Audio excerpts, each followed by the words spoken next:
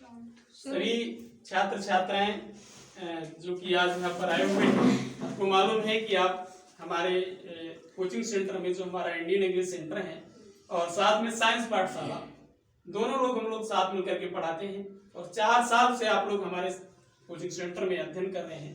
4 साल में हमने आप लोगों को डांटा भी है, फटकारा भी है और आवश्यकता पड़ी तो पीटा भी है, लेकिन ये सारी चीजें इनको निगलेक्ट करते हुए, इन पे ध्यान न देते हुए हमें अपने जीवन रूपी पथ पर आगे बढ़ना है। ये कहावत हमें याद आती है, आप लोगों ने एक फिल्म देखी होगी, उसमें कहता है कि कोई भी सूर्यवंशम उसका नाम है, देखा होगा कोई भी ऐसा, देखो 3 चीजें ऐसी होती हैं। एक तो माता पिता की डांट से, गुरुओं की डांट से अगर हम डरेंगे तो हम कभी भी आगे नहीं बढ़ पाएंगे। और कुम्हार जो होता है, अगर वो घड़े को पीटेगा नहीं, एक थपना होता है, घड़ा जब बनाया तो उससे पीटा जाता है, तो जब तक वो थपने से उसको थपथपाएगा नहीं तब तक घड़ा एक अच्छा आकार नहीं ले सकता।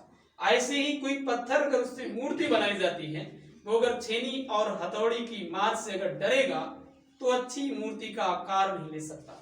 इसी प्रकार से खेत अगर हल चलाए जाने से अगर दर्द महसूस करेगा तो एक अच्छी फसल को जो है उत्पादित नहीं कर सकता है। तो ऐसे ही हम लोग शिक्षक भी हैं। शिक्षक एक तरह सड़क के समान होते हैं, खुद तो जहाँ पे हैं वहीं पे रहते हैं, लेकिन इस पर बढ़ने वाले व्यक्ति को, चलने वाले व्यक्ति को उसकी मंजिल तक पहुंचा देते हैं। तो ऐसा ही यहाँ पर हम लोगों का हिसाब है कि हम लोग हर साल कुछ ना कुछ बच्चे आते हैं, उनको पढ़ाते हैं, डांटते हैं। और किस लिए डांटते हैं? आप लोगों की भलाई के लिए, आप लोगों की अच्छाई के लिए। और सबसे ज्यादा खुशी अध्यापकों की ही होती है जब उनका पढ़ाया हुआ कोई विद्यार्थी जब एक सफलता के मार्ग को प्राप्त करता है, तो आपके माता पिता को भी उतनी खुशी नहीं होती है जितनी हमें खुशी होती है कि हमने देखो इस छात्र छात्रा को पढ़ाया और आज इतने बड़े पद पर पहुंचा है, तो हमारा कद आकाश से भी ऊंचा हो जाता है। वैसे तो आपने पढ़ा होगा कि भूमि से भारी माता और आकाश से ऊंचा पिता होता है, लेकिन गुरु के लिए ये बात क्यों नहीं बताएगी कि गुरु किससे बड़ा और किससे ऊंचा होता है? गुरु की तुलना आकाश और पृथ्वी से नहीं की जा सकती है, क्योंकि उसका मार्ग जो आकाश और पृथ्वी को बनाने वाला ईश्वर होता है उससे भी बड़ा माना जाता है। क्यों? कबीरदास ने पहले लिख दिया कि गुरु गोविंद दो खड़े काके लागू पाए और बलिहारी गुरु आपने गोविंद जी बताया।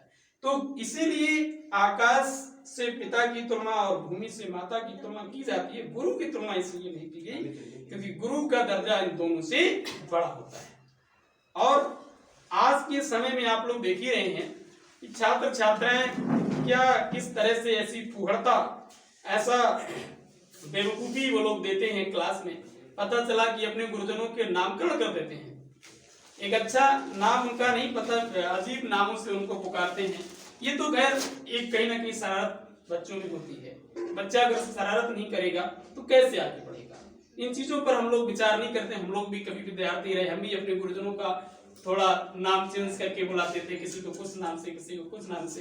लेकिन जब बड़े हो जाते हैं और गुरुजी मार्ग में मिल जाते हैं तो ऐसा लगता है कि पता नहीं कितना प्रेम हमारे हृदय में उमड़ पड़ा हो।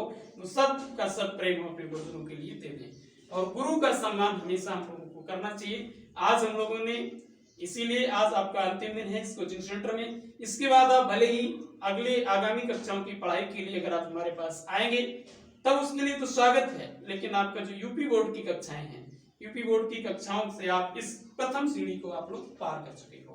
प्रथम सीढ़ी में आपकी, हम सोचते हैं कि आपका रिजल्ट अच्छा रहे, आप अच्छी सफलता की ओर अग्रसर रहें और निरंतर आगे की ओर बढ़ते रहें। और भविष्य के लिए यही हमारी कामना है कि मन लगा करके आप लोग पढ़ें, समय को बर्बाद न करें। एक कहावत हमारे गुरुजी कहते थे कि यदि तुम समय को बर्बाद करोगे तो समय तुम्हें बर्बाद कर देगा। अभी समय का सदुपयोग करना है, समय को हमें बर्बाद नहीं करना है। एक एक मिनट विद्यार्थी के लिए बहुत मूल्यवान होता है। और सफलता का रहस्य अगर आप किसी से पूछना चाहते हो तो संस्कृत में कहावत आती है, महाजनायेन गता सपंथा। यानी महाजना का मतलब होता है महान लोग जिस मार्ग से गए हैं वही मार्ग जीवन में चलने के लिए सबसे सटीक मार्ग माना जाता है। तो हम लोगों को उस मार्ग को, हम अगर सफल होना चाहेंगे तो सफल लोगों से मिलें, उनकी क्या प्लानिंग रही, क्या स्ट्रेटजी रही है, क्या क्या उनका समय सारणी उन्होंने बनाई है, कौन कौन सी किताबों का चयन किया है और कैसे उन्होंने अपने समय का सदुपयोग किया है, कैसे वो लोग सफल हुए हैं, इन सारी चीजों की जानकारी के लिए हमें गुरुजनों का संपर्क करना जरूरी है, अनुभवी लोगों से हमें संपर्क बनाए रखना जरूरी है।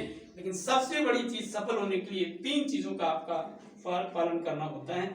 एक, समय का सदुपयोग, दूसरा किताबों का जो है अध्ययन करना, परिश्रम करना, और तीसरा अनुभवी लोगों के सानिध्य में रह करके हमें जो है मार्गदर्शन उनका मिलता रहे, तभी हम निश्चित रूप से सफलता की ओर बढ़ेंगे और अग्रसर होंगे।